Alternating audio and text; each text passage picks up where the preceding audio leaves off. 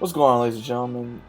We are going to be talking about something else a little different today. Now, first off, if you guys are not following me on Twitter and Instagram, the links down in the description below, which you probably need to, so that way you guys know what I'm always doing for you, not just to bring more content, but also we have something very special I'd like to announce as well. If you guys do not already know, I've already made a story for Dragon Ball, so I've already done that. I got more of that. I've already had part 1 and part 2, so go ahead and check that out on the channel.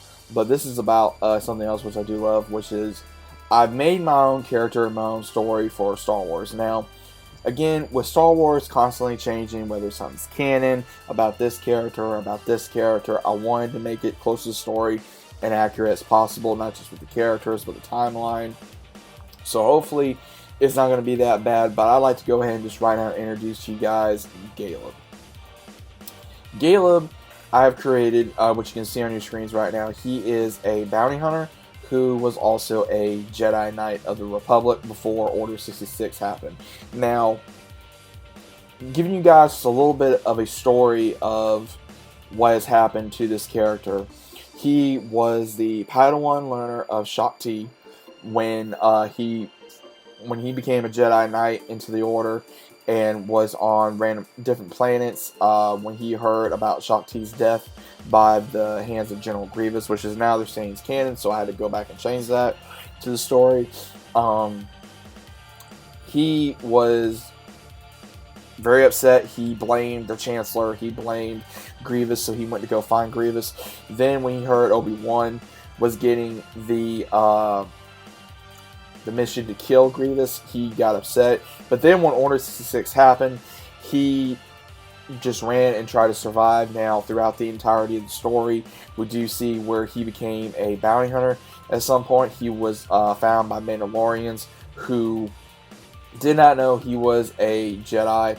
There were some rogue bounty hunters that were Mandalorians that were not wanting to work with the Empire or wanting to serve under the Empire. So they took him in, taught him a few more things, but then he later gets captured into a like a battle arena, sort of like Roman Coliseum, where he becomes like a gladiator, and then he later gets bought by a wealthy landowner who wants him to be a bodyguard, to where he wants him to be the bodyguard not just himself, but his family, his wife, and his daughter, and also have him become a commander in his army that he is building to fight not just against the Empire, but also stand against the Empire as long as possible. So I figure I'll go ahead and tell you guys a little bit about this before I do release part 1 of Star Wars: A Survivor's Story. Now, again, I'm not going to go too much into Order 66. I'm just going to go into where he is starting off in the gladiatorial arena. He goes a little bit into his backstory throughout the story, but again, this is going to be part 1 very soon, very coming. But I just want to go ahead and release this to you guys for the origin of my character, what my character does. He's very powerful. He's had a blue lightsaber. He's had a purple lightsaber due to having to customize his own, sort of like Mace Windu, because he was able to find it on Coruscant at some point. And then also, he was able to take the crystal out of that and be able to put it into another lightsaber hilt that he was able to forge. So, having to run away from not just the Separatists and what was left of them, also now with the newly formed Empire. So there's a lot into this story I think you guys will like. Let me know what you guys think about this in the comments. It's very new. It's something I've worked very hard for. I'm very happy to announce it. But I'd like to hear you guys' thoughts in the comments. Let me know what you think. And I'll be seeing you soon.